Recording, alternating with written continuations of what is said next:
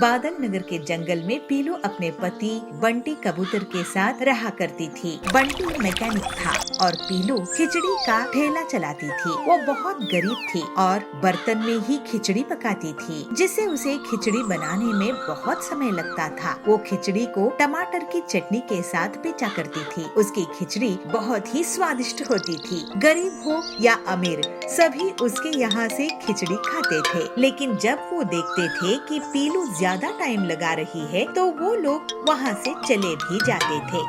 इस वजह से पीलू की आमदनी बहुत कम होती थी। उसी की दुकान के सामने कालू कौवा भी खिचड़ी बेचा करता था। उसकी खिचड़ी बहुत ही बेस्वाद होती थी, लेकिन उसके पास महंगा कुकर होने के कारण वो ज्यादा खिचड़ी बना लेता था, तो ग्राहक मजबूरी में उसकी खिचड़ी खा लेते थे। एक दिन बंटी अमीर चिड़िया बबली मैडम के घर में इम्पोर्टेड फ्रिज रिपेयर कर रहा था। तब उसकी अचानक शॉर्ट सर्किट के कारण फ्रिज में आग लग जाती है।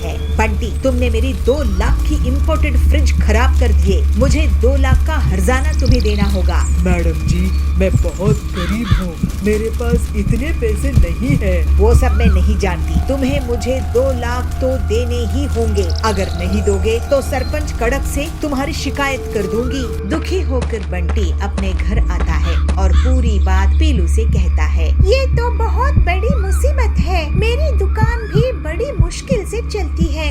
घर का खर्च भी हम जैसे तैसे निकाल पाते हैं। अब तो ऊपर से और ये 2 लाख का नुकसान कैसे भरपाई करेंगे? मुझे तो बहुत डर लग रहा है। खड़क से बहुत ही खतरनाक है।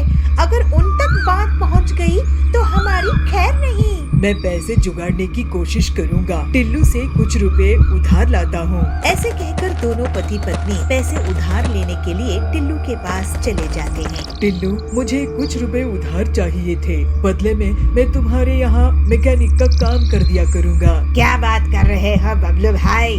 क्या मैं तुमसे उधार के बदले में काम लूँगा? लेकिन तुम्हें उधार की जरूरत कैसे आ पहुँची? इन्हें अपने काम में बहुत बड़ा नुकसान हुआ है टिल्लू भैया। बबली मैडम को 2 लाख रुपए देने होंगे। अगर हमने पैसे वापस नहीं किए तो वो खड़क सेठ को बता देंगी और हमारे ऊपर बहुत बड़ी मुसीबत आ जाएगी। अब आप ही कुछ कीजिए। हाँ टिल्लू, हमारी थोड़ी मदद कर दो। बदले में मैं तुम्हारे यहाँ काम कर लूँगा। अरे तुम लोग घबराओ मत, मैं तुम्हारी मदद जरूर करूँगा।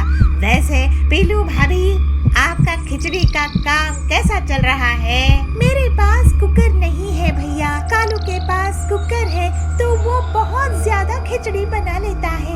मैं अकेले ज्यादा नहीं बना पाती हूँ तो बहुत कम आमदनी होती है। अरे बंटी भाई, तुम इतने होनहार मैकेनिक हो, तुम पीलू भाभी के लिए कुकर मशीन क्यों नहीं बनाते थे, जिससे ये ज्यादा क्वालिटी में और तेजी से खिचड़ी बना सकेगी और तुम्हारा बहुत मुनाफा भी होगा।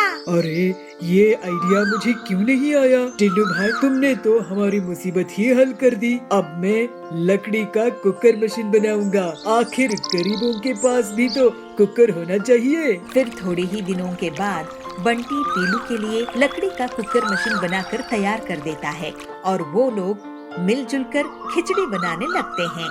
एक दिन बबली मैडम उनकी दुकान में आती है। अरे वाह बंटी, तुमने तो ये नायाब कुकर मशीन बनाई है। ऐसी लकड़ी की कुकर मशीन तो मैंने पहले कभी नहीं देखी। जरा मुझे अपनी खिचड़ी तो खिलाओ। खिचड़ी खाकर बबली बहुत खुश होती है। इसका स्वाद भी बहुत टेस्टी है। बबली मैडम जी, आपकी तारीफ का शुक्रिया। ये लीजिए 25,000 रुपए।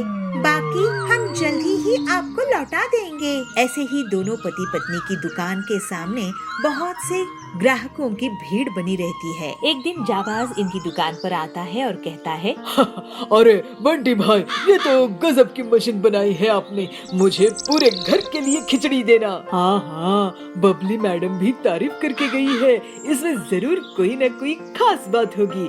एक काम करो, मेरे लिए भी ऐसा ही एक लकड़ी का कुकर बना दो ना। उनकी दुकान चलती देखकर कालू कौवा बहुत जलने लगता है।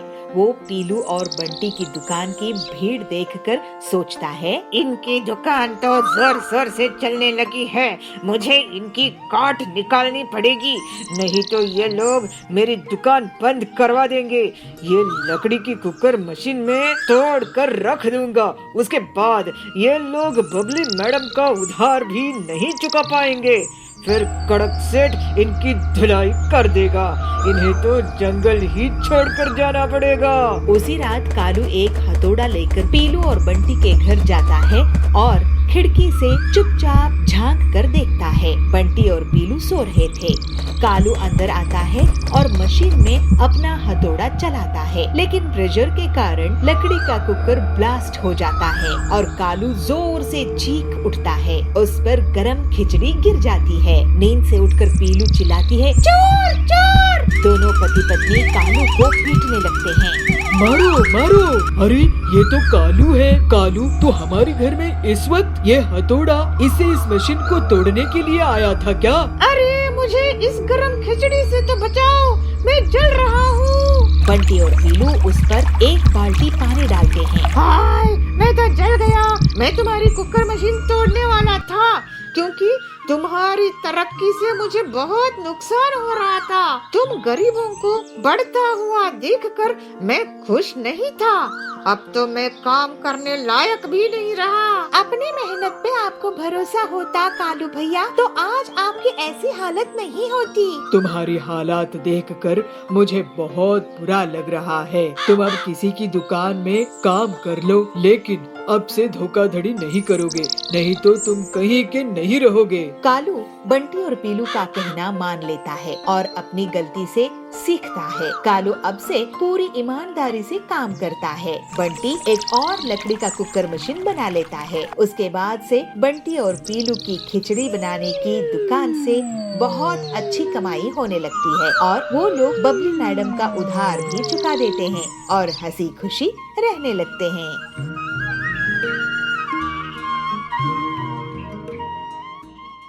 जी बबली बहन, आपकी ऐसी हेयर कट करूंगी कि सब आप ही को देखते रहेंगे। पीलू बबली का हेयर कट करने लगती है, लेकिन बबली अपने हेयर कट से बिल्कुल भी खुश नहीं होती है। अरे ये क्या कर दिया पीलू, मैं कितनी बदसूरत लग रही हूँ। ऐसे तो मेरा सब मजाक उड़ाएंगे, मैं तुम्हें इसकी पेमेंट नहीं करूँगी। बंसीपुर नाम के छोटे से नगर में एक गरीब चिड़िया पीलू हेयर ड्रेसिंग का काम करती थी। वो अपने ही घर पे दुकान चलाती थी, वही काम करती थी और वही रहती थी। पीलू अपनी कमाई बढ़ाने के लिए अपनी दुकान घर के सामने एक बोर्ड लगाई कि उसके यहाँ 24 घंटे सर्विस मिलती है। ऐसे ही एक दिन बबली पीलू के यहाँ हेयर ड्रेसिंग के लिए आई। पीलू, मुझे बढ़िया सा हेयर कट करके देना, मुझे किटी पार्टी में जाना है। जी बबली बहन, आपकी ऐसी हेयर कट करूंगी कि सब आप ही को देखते रहेंगे। पीलू बबली का हेयर कट करने लगती है, लेकिन बबली अपने हेयर कट से बिल्कुल भी खुश नहीं होती है। अरे ये क्या कर दिया पीलू, मैं कितनी बदसूरत लग रही हूँ। ऐसे तो मेरा सब मजाक उड़ाएंगे, मैं तुम्हें इसकी पेमेंट नहीं करूँगी। पीलू बहुत दुखी होती है और रोने लगती है। बबली वहाँ से चली जाती है, लेकिन जब बबली अपनी किटी पार्टी में पहुँचती है तो उसकी सहेलियाँ उसकी बहुत तारीफ करती है। वाह बबली, तुम्हारी हेयर स्टाइल तो बिल्कुल हीरोइन जैसी है, कहाँ से करवाई हो? ऐसे पिंकी कहती है। हाँ, ऐसी हेयर स्टाइल तो हम मैगजीन में देखते हैं। क्या तुम लोग सच में मेरी हेयर स्टाइल से खुश हो? बबली को विश्वास नहीं हो रहा था कि उसकी हेयर स्टाइल सबको पसंद आ रही थी। बबली को उसके घर में उसके पति से भी बहुत तारीफ मिलती है, लेकिन फिर भी वो पीलू को पैसे नहीं देती। बबली जी, आपकी सहेलियाँ और आपके पति को आपकी हेयर स्टाइल बहुत पसंद आई है, तो आप मुझे पेमेंट क्यों नहीं देती है? मैं बहुत गरीब हूँ, मुझे पैसे दीजिए ना, मैं अपनी मेहनत का पैसा मांग रही हूँ। मैं तुम्हें और कस्टमर्स दिला दूंगी पीलू। ऐसे ही एक दिन हरी तोती पीलू के यहाँ पहुँचती है। पीलू, मुझे बबली आंटी ने तुम्हारे यहाँ भेजी है, मुझे देखने के लिए लड़के वाले आने वाले हैं। अगर लड़के को मेरी हेयर स्टाइल पसंद आ गई तो मैं तुम्हें पैसे दूंगी, नहीं तो मैं तुम्हें पैसे नहीं दूंगी। पीलू फिर दुखी मन से उसकी हेयर कट करती है और हरी तोती वहाँ से चली जाती है। पीलू मन में ही कहती है, ऐसे कैसे चलेगा, कोई मुझे पैसे ही नहीं दे रहा है। हरी तोती को देखने के लिए लड़के वाले आते हैं। आपकी हेयर स्टाइल बहुत अच्छी है, लगता है किसी प्रीमियम ब्यूटी पार्लर में गई थी। ऐसे लड़का कहता है। ये सुनकर हरी बहुत खुश होती है और वो बाद में पीलू के पास जाती है। पीलू जी, मेरी हेयर स्टाइल मेरे होने वाले पति को बहुत पसंद आई, इसलिए मैं इसकी पेमेंट करने आई थी। आपको बहुत बधाई हरी, और धन्यवाद कि आप मुझे पैसे देने के लिए आई हैं। ऐसे ही कुछ दिन बीत जाते हैं। पीलू सोच में रहती है, पता नहीं कितने दिन और गुजारने पड़ेंगे मेरे सैलून को जमाने में। जो भी आती है मेरी तारीफ करती है, लेकिन पूरे पैसे नहीं देती है। फिर एक रात एक हीरोइन उस जंगल से गुजर रही थी, तभी उसकी कार खराब हो जाती है। अरे ये कार कैसी खराब हो गई, मेरा तो यहाँ आते ही सिर दुखने लगता है। कोई होगा क्या जो मेरी हेड मसाज कर दे? मैडम, इतनी रात में कौन सा लेडीज सैलून खुला होगा? तभी वहाँ से पीलू उड़ रही होती है। वो हीरोइन को देखकर रुक जाती है। अरे हीरोइन जी, मैं आपकी बहुत बड़ी फैन हूँ। मेरा ब्यूटी पार्लर है, आप मेरे यहाँ चलिए। फिर हीरोइन पीलू के पार्लर में चली जाती है और उससे हेड मसाज करवाती है। पीलू की हेड मसाज से उसे गहरी नींद लग जाती है और वो सुबह उठती है। अरे ये क्या, मैं यहाँ ही सो गई थी। पीलू, लगता है तुम कमाल की ब्यूटिशियन हो। अच्छा सुनो, मैं शूटिंग के लिए लेट हो रही हूँ। मुझे हेयर ड्रेसिंग करके शूट में जाना था, लेकिन लगता है मुझे बिना उसके ही जाना होगा। नहीं मैडम, आप मेरे यहाँ हैं, आप बिना हेयर स्टाइलिंग के कैसे जा सकती है? फिर पीलू हीरोइन के बहुत खूबसूरत हेयर स्टाइलिंग कर देती है। हीरोइन को वो बहुत पसंद आती है और पूरे जंगल में ये बात फैल जाती है कि पीलू के यहाँ हीरोइन ने हेयर स्टाइलिंग करवाई थी। पीलू, तुमको इस पार्लर से कितनी कमाई हो जाती है? यही कोई 500,000 रुपये, ज्यादा नहीं मिलते हैं मैम। अरे तुम जैसी टैलेंटेड हेयर ड्रेसर को इतने कम रुपये? तुम मेरे साथ चलो, मैं तुम्हें महीने का 1 लाख रुपया दूंगी और अभी दूसरी हीरोइंस का तुम हेयर स्टाइल करना तो तुम करोड़पति बन जाओगी। पीलू ये सुनकर बहुत खुश होती है और अपने टैलेंट और मेहनत से वो बहुत जल्द ही फेमस हेयर ड्रेसर बन जाती है। अब पीलू एक गरीब हेयर ड्रेसर से अमीर हेयर ड्रेसर बन जाती है। मन चाहे वरदान लो। हमें यही वरदान चाहिए। आप अपना वरदान वापस लीजिए। मेरी मति भ्रष्ट हो गई थी। गोंडा नाम की राज्य में सूरजभान नाम का एक राजा राज करता था। उसके एक बहुत ही सुंदर पुत्र था जिसका नाम था स्वर्णपुत्र। सूरजभान अपने पुत्र से बहुत प्रेम करता था, मगर उससे भी ज्यादा वो प्रेम करता था स्वर्ण पे, इसीलिए अपने पुत्र का नाम भी स्वर्णपुत्र रखा था। उसकी खजाने में सोने का भंडार था। उतना सोना दुनिया के किसी भी राजा के खजाने में नहीं था। इसके बाद भी खजाने में जितना सोना बढ़ता, सूरजभान की सोने की लालच भी अधिक होती जा रही थी। उसका दिन का अधिकांश समय खजाने में ही निकला जाता था। सोने की लालच की वजह से अक्सर वो अपने पुत्र को अनदेखा करता था। खजाने की वो कोना खाली पड़ा है, उसको भी सोने से भर देना है। मंत्री जी, इस बार की फसल के कर और एक सोने का सिक्का बढ़ा दो। जी हाँ प्रभु, अगर मगर कुछ नहीं। अरे प्रभु, इतनी फसल तो आए जो वो कोना भर दे। मंत्री की बात सुन के राजा को लगता है कि यह काम नहीं करने वाला है, मगर उसकी सोने की लालच इतना बढ़ गया था कि वह अन्न जल त्याग कर ईश्वर की कठोर उपासना में लग गया। उसकी तपस्या से प्रसन्न ईश्वर दर्शन देते हुए कहते हैं, बोलो वत्स, मन चाहे वरदान लो। क्या चाहिए तुम्हें? हे भगवान, मुझे ये वरदान दे कि मैं जिस किसी वस्तु को भी छूऊं वो सोना बन जाए। ईश्वर को सूरजभान की लालच समझ में आ गई थी। वरदान देने से पूर्व उन्होंने आगाह किया, राजन, वरदान मांगने से पहले अच्छी तरह से सोच विचार कर लिया है? तो सूरजबान संपूर्ण श्रद्धा से और विनम्र होके कहते हैं, हे ईश्वर, मैं इस विश्व के सबसे बड़ा धनी राजा बनना चाहता हूँ। हमने संपूर्ण सोच विचार कर लिया है, हमें यही वरदान चाहिए। इसकी लालच की बुद्धि सही होने वाली नहीं है, ये शंकर भगवान को पता चल गया और वो तथास्तु कहते हुए वहाँ से गायब हो गए। राजा सूरजभान यह वरदान पाकर खुशी से पागल हो गया था। दूसरे ही दिन सोकर उठने के उपरांत अपनी शक्ति परखने के लिए उसने अपने पलंग को छूकर देखा। वह पलंग सोने का बन गया। सूरजबान बहुत खुश हुआ।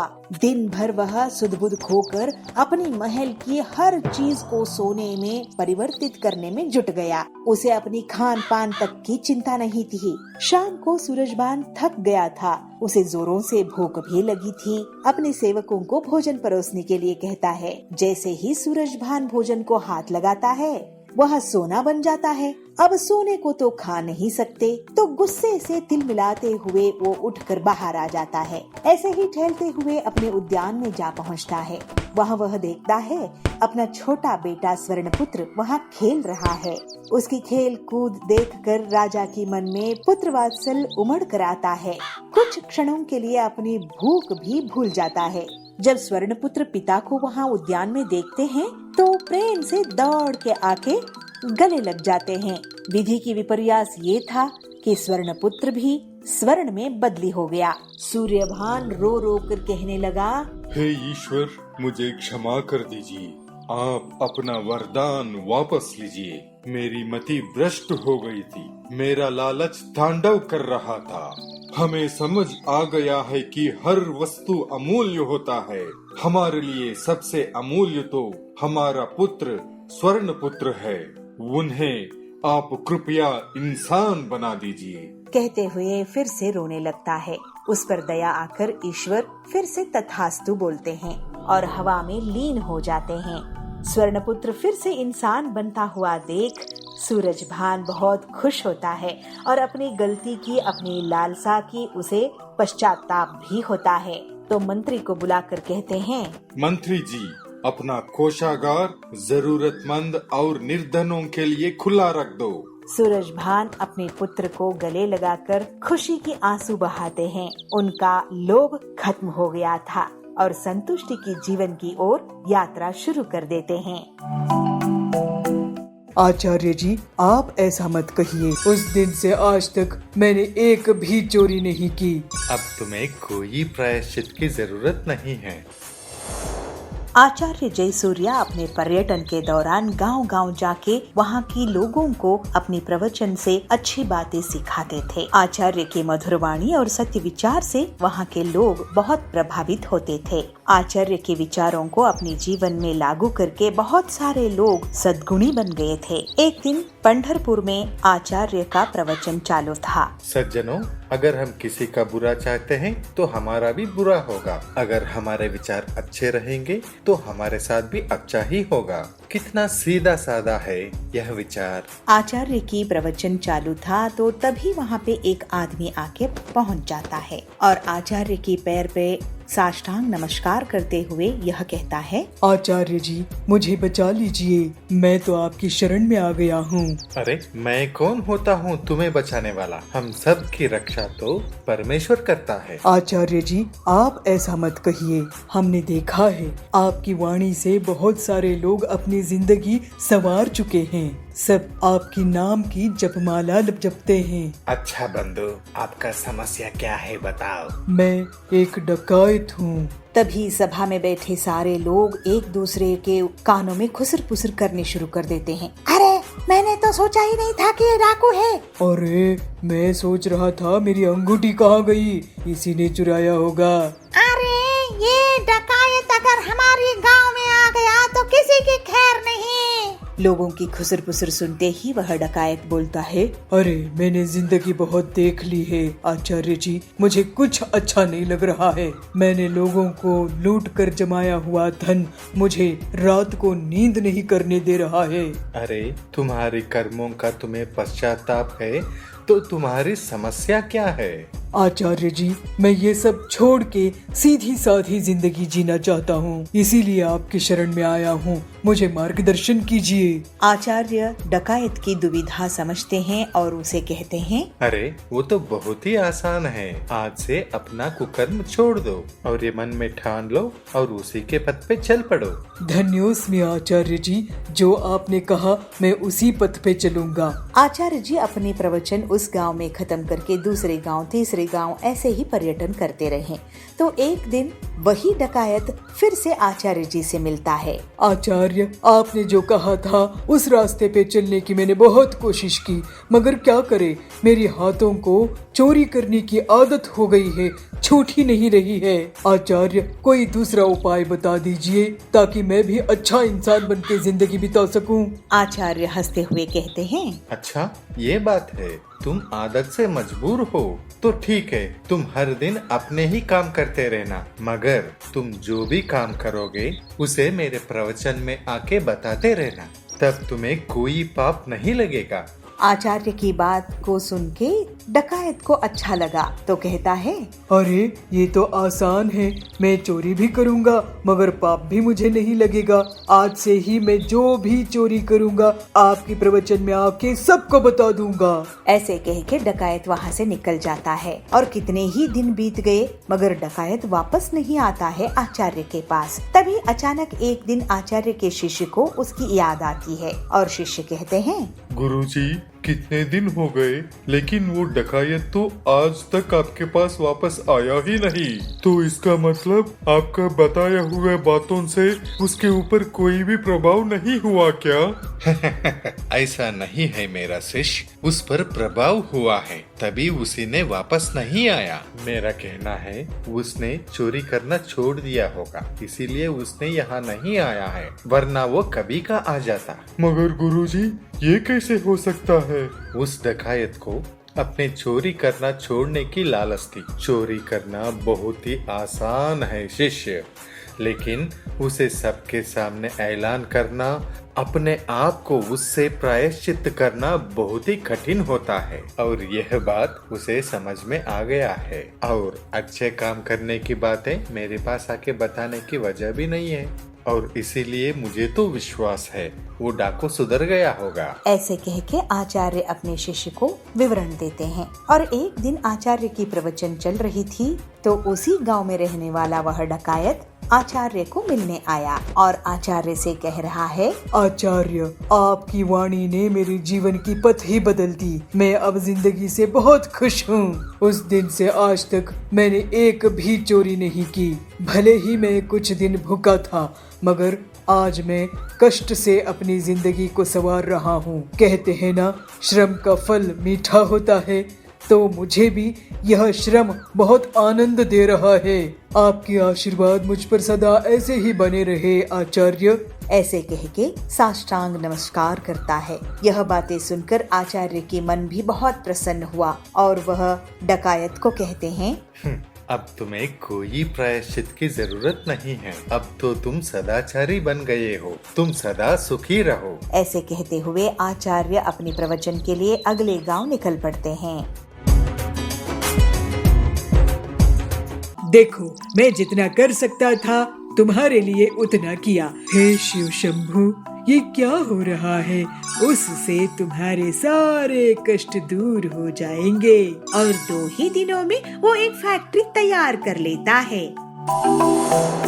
शिवपुरी नाम के एक छोटा सा गांव था। वहाँ के जंगल में पीलू अपने पति बबलू के साथ रहती थी। बबलू एक सेठ के घर काम करता था। वो बहुत ही ईमानदार और मेहनती था। पीलू और बबलू भोलेनाथ शिव जी की भक्त थे। शिव जी की पूजा वो लोग नियम से करते थे। पीलू अपने खाली समय में हाथ से लोगों के कपड़े कढ़ाई करती थी, लेकिन गरीब होने के कारण उसके पास कढ़ाई करने की मशीन नहीं थी। बबली एक दिन पीलू को कहती है, पीलू, तुम बहुत सुंदर कढ़ाई करती हो, कितना कमा लेती हो? तो पीलू बोलती है, बबली बहन, शिव जी की कृपा से कमाई हो जाती है, लेकिन मेरे पास अगर मशीन हो तो ज्यादा मुनाफा होगा। मैं तो कहूँगी कि तुम कढ़ाई करने की एक मशीन खरीद लो। भोलेनाथ चाहेंगे तो मशीन क्या फैक्ट्री ही हो जाएगी। रात में काम करके बबलू घर आता है तो बबलू को पीलू कहती है, बबलू जी मुझे पैसे दीजिए, कल किराना लाना है। आज तो पैसे नहीं मिले पीलू, सेठ जी बोले हैं कल पैसे दे देंगे। अब इतने बड़े आदमी से मैं जबरदस्ती तो नहीं कर सकता ना। ठीक है जी, लेकिन भोलेनाथ के अभिषेक के लिए सामान भी लाना है। सेठ से कैसे भी करके पैसे ले लीजिए। हाँ, कह कर देखूंगा। भोलेनाथ ने चाहा तो हम भी कभी दूसरों को काम में रखेंगे और उन्हें इज्जत के साथ टाइम पर सैलरी दिया करेंगे। सेठ जी के यहाँ तो सब मन मर्जी से होता है। जी हम जरूर अपने सपने पूरे करेंगे, भोलेनाथ पर भरोसा है मुझे। अगले दिन जब बबलू काम के लिए पहुँचता है तो कड़क सेठ उसे कहता है, बबलू मैं विदेश जा रहा हूँ, अब तुम कहीं और काम देख लो और ये लो तुम्हारी पैसे। लेकिन सेठ जी आप अचानक से विदेश जा रहे हैं, अब इतनी जल्दी कौन काम देगा? ये पैसे तो कुछ ही दिन में खत्म हो जाएंगे। तो कड़क कहता है, देखो मैं जितना कर सकता था तुम्हारे लिए उतना किया, तुम मेहनती हो, तुम्हें काम मिल जाएगा। बबलू काम ढूंढने लगता है लेकिन उसे कोई भी काम नहीं देता है। बबलू वहाँ से दुखी होकर वापस घर आता है और पीलू से सब बात कहता है, भोलेनाथ हमारी रक्षा करना। लेकिन और कुछ दिनों बाद भी बबलू को कोई काम नहीं मिलता है और उसके पास के पैसे खत्म हो जाते हैं। अब मकान मालिक और किराने वाले उसको पैसे के लिए तंग करने लगते हैं। हे शिव शंभू, ये क्या हो रहा है? मेरा कोई भी काम क्यों नहीं बन पा रहा है? तो पीलू कहती है, मैं अपने गहने बेच देती हूँ, उससे हम कुछ काम शुरू कर लेंगे। नहीं पीलू, ये शिव जी की कृपा के कारण ही मैं तुम्हें दिला पाया था। तो फिर हम क्या करें? घर में खाने के लिए भी कुछ नहीं है। दोनों पति पत्नी उदास हो जाते हैं। तभी वहाँ एक साधु आते हैं और भिक्षा मांगते हैं। ये लीजिए साधु बाबा, हमारे घर में एक ही रोटी है। हमें माफ कीजिएगा, हमारे पास और कुछ नहीं है आपको देने के लिए। तो साधु कहते हैं, तुम दोनों शिव भक्त हो, इसीलिए मैं तुम्हारे यहाँ आया हूँ। तुम्हारी दरिया दिली से मैं बहुत प्रसन्न हूँ।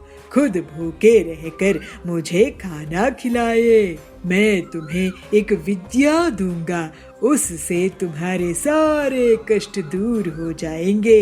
तो बबलू कहता है, कैसी विद्या बाबा जी? बबलू, मैं तुम्हें पत्थर से फैक्ट्री बनाना सिखा दूंगा, जिससे तुम लोगों के लिए किफायती दामों में मजबूत पत्थर की फैक्ट्री बना देना। लेकिन बाबा जी हम फैक्ट्री कैसे बना सकते हैं? हमारे पास इतने पैसे नहीं है। बेटी, भोलेनाथ पर भरोसा रखो।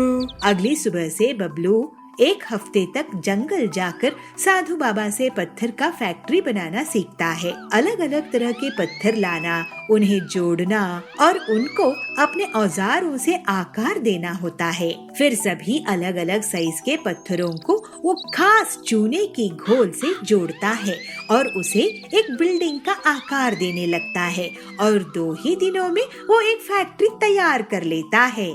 साधु बाबा, आपकी दया से मैं पत्थर की फैक्ट्री बना पाया हूँ। आप नहीं होते तो मैं कुछ भी नहीं कर पाता। हाँ बाबा जी, आपकी बहुत दया है हम पर। तभी बाबा शिव जी का रूप धारण कर लेते हैं। प्रभु आप! महादेव भोलेनाथ, शिव शंभो, जय हो आपकी। तो शिव जी कहते हैं, मेरे प्यारे भक्तों, तुम्हारी भक्ति से मैं बहुत प्रसन्न हूँ। तुम लोग बहुत सीधे साधे हो और सच्चे मेहनती हो। मेरी कृपा तुम दोनों पर हमेशा रहेगी। तो बबलू कहता है, हे भोले बाबा, आपकी हम बहुत अच्छे से सेवा करते रहेंगे, यही आशीर्वाद दीजिए। आपका हम अभिषेक करते रहें और आपकी भक्ति में लगे रहें, जय हो शिव शंभू आपकी। अब तुम अपना पत्थर की फैक्ट्री बनाने का काम शुरू कर दो। पीलू बबलू शिव जी के दर्शन पाकर खुश हो जाते हैं। फिर बबलू पत्थर की फैक्ट्री को बना बना कर बेचने लगता है। ऐसी पत्थर की फैक्ट्री को किसी ने नहीं देखा होगा। बबलू, तुम तो बहुत ही होनहार हो। मेरी फैक्ट्री ऐसे ही तैयार करना। जाबाज की बात सुनकर कालू बोलता है, मेरी भी फैक्ट्री तुम इतने बना दो तो बहुत बढ़िया रहेगा। मैं तुम्हें एडवांस भी दे दूंगा। और ऐसे ही बबलू और पीलू मेहनत करके लोगों के लिए उनकी फैक्ट्रीज तैयार करने लगते हैं और मुनाफा कमाते हैं और शिव जी का अभिषेक करते हैं और गरीबों को प्रसाद देते हैं। बबलू जी, शिव शंभू जी की कृपा से तो हमारी पूरी तकलीफ ही दूर हो गई है। हाँ पीलू, भोलेनाथ शिव शंभू की भक्ति करते रहना है और जीवन में मेहनत भी। और फिर इस तरह से बबलू और पीलू अपनी मेहनत से तरक्की करते हैं और दोनों खुशी खुशी रहने लगते हैं। तुम गरीब लोगों की सेवा के लिए दुकान नहीं खोली है मैंने। मैं तुम्हारी दुकान चलने नहीं दूंगी। मैं तुम्हारी दुकान बंद करवा के ही रहूंगी। जबलपुर गांव के जंगल में बबली कौवी एक ठेले में गन्ने का जूस बेचा करती थी। उसकी दुकान बहुत अच्छे से चलती थी और गर्मी में तो ग्राहकों की हमेशा से भीड़ लगी रहती थी। बबली सबसे बहुत अच्छे से बात करती थी।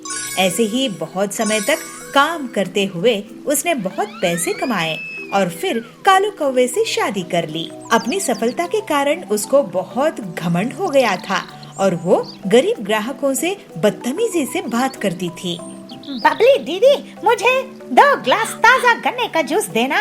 मैं आपको पैसा कल दे दूंगा। अगर कल पैसे देने हैं तो कल ही जूस पीना। तुम गरीब लोगों की सेवा के लिए दुकान नहीं खोली है मैंने। अरे बबली दीदी, आप ऐसे कैसे बात कर रही है? मैं तो आपका रेगुलर ग्राहक हूँ। देखो बंटी भैया, पैसे रखो और जूस पियो। और हाँ, आज से गर्मी शुरू हो रही है ना, आज से 20 रुपया ग्लास नहीं बल्कि 40 रुपया ग्लास गन्ने का जूस मिलेगा। इस तरह से बबली बहुत घमंड हो चुकी थी। गरीब ग्राहकों से पैसे रखवाती थी, फिर गन्ने का जूस देती थी। कोई गन्ने का जूस नहीं बेचा था जिसकी बबली फायदा उठा रही थी। लेकिन अगले ही दिन बबली की दुकान के सामने पीलू चिड़िया अपना गन्ने का जूस का ठेला खोलती है। उसकी दुकान चलती देखकर बबली उसे जलने लगती है। पीलू चिड़िया, तुम मेरे ठेले के सामने गन्ने का जूस क्यों बेच रही हो? मैं तुम्हारी दुकान चलने नहीं दूंगी। अरे सुंदरी दीदी, गुस्सा मत करो। जंगल में इतने ग्राहक हैं कि हम दोनों की दुकान अच्छे से चल सकती है। पीलू की बातें सुनकर बबली चुप हो जाती है। पीलू अपने ग्राहकों से बहुत अच्छे से बात करती थी, जबकि बबली अभी भी बहुत घमंड से रहती थी। जल्द ही पीलू की दुकान में भीड़ लगने लगती है, क्योंकि वो गन्ने का जूस को सिर्फ 15 रुपए में बेचा करती थी। ये पीलू तो बहुत ही चालाक निकली, सस्ते दामों में जूस बेच रही है। इसकी दुकान बंद करवा दूंगी। मैं भी दाम कम कर देती हूँ, लेकिन उतने पैसों में मैं गन्ने का जूस नहीं बेचूंगी, बल्कि केमिकल वाला नकली मिलावटी जूस बेचूंगी। ग्लास का जंबो साइज बड़ा देखकर जंगल वाले मेरे ही पास आएंगे और पीलू की दुकान बंद हो जाएगी। फिर ऐसा सोचकर बबली अपने घर में केमिकल वाला जूस तैयार करती है और मन ही मन बहुत खुश होती है। जंबो गन्ने का जूस ले लो, जंबो गन्ने का जूस। इतने बड़े गन्ने का जूस कभी नहीं देखे होंगे। जंगल के पक्षी बबली की आवाज सुनकर उसकी दुकान की तरफ भागते हैं और ग्लास का साइज देखकर लालच में आ जाते हैं और सिर्फ कुछ ही मिनट्स में बबली के जंबो गन्ने का जूस बिक जाता है। देखा पीलू चिड़िया, मुझसे पंगा लेने का नतीजा, मैं तुम्हारी दुकान बंद करवा के ही रहूंगी। उसी दिन से पीलू की दुकान में ग्राहकों की कमी होने लगती है और अगले दिन से तो कोई भी उसकी दुकान नहीं जाता है। थोड़े ही दिनों में पीलू को दुकान बंद करने की नौबत आ जाती है। तभी एक दिन डॉक्टर हरिया उसकी दुकान पहुंचते हैं। पहले मुझे 1 गिलास जूस देना।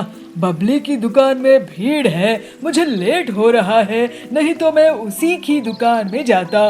ये लीजिए डॉक्टर सर। अरे वाह, ये बहुत ताज़ा है। ऐसा करो, तुम मेरे हॉस्पिटल में रोज 20 ग्लास भेज दिया करो मरीज के लिए। पीलू ये सुनकर बहुत खुश हो जाती है और हरिया के मरीज उसके गन्ने का ताज़ा जूस पीकर ठीक हो जाते हैं। लेकिन तभी वहाँ बबली की दुकान से गन्ने का जूस पीने वाले पक्षी आते हैं और उल्टियाँ करने लगते हैं। अरे ये क्या, इन्हें तो उल्टियाँ हो रही है। उनका टेस्ट होता है और उनसे हरिया पूछता है कि वो लोग क्या खाए पिए थे। तब वो बताते हैं कि रोज वो बबली के यहाँ जूस पीते हैं। बबली, तुमने इस गन्ने की जूस में क्या मिलाया है? तुम्हें पता है सबको किडनी में स्टोन्स हो गए हैं। इन सब की तबीयत खराब हो गई है तुम्हारी दुकान का गन्ने का जूस पीकर। अरे ये लोग पीलू की दुकान का जूस पिया करते थे। फिर हरिया बताता है कि पीलू की दुकान के जूस से उसके बीमार मरीज ठीक हो गए हैं। इसके पहले बबली कुछ बोल पाती, सभी पक्षी उसको घेर लेते हैं। बबली, तुम हमसे इतना सारा पैसा लेती हो गन्ने के जूस का, लेकिन ये जहर बेच रही हो। वो पीलू कम दाम में भी हमें स्वादिष्ट और सेहतमंद गन्ने का जूस पिलाती है। अब तुम्हें इसका हर्जाना भुगतना होगा। ऐसा कहकर सभी पक्षी बबली को पुलिस के हवाले कर देते हैं। पीलू पूरी ईमानदारी के साथ स्वादिष्ट गन्ने का जूस बेचना जारी रखती है और जंगल वाले उसकी बहुत तारीफ करते हैं। अब जंगल में बस उसी की गन्ने का जूस का दुकान थी। पीलू और बाकी लोग अब हंसी खुशी रहने लगते हैं।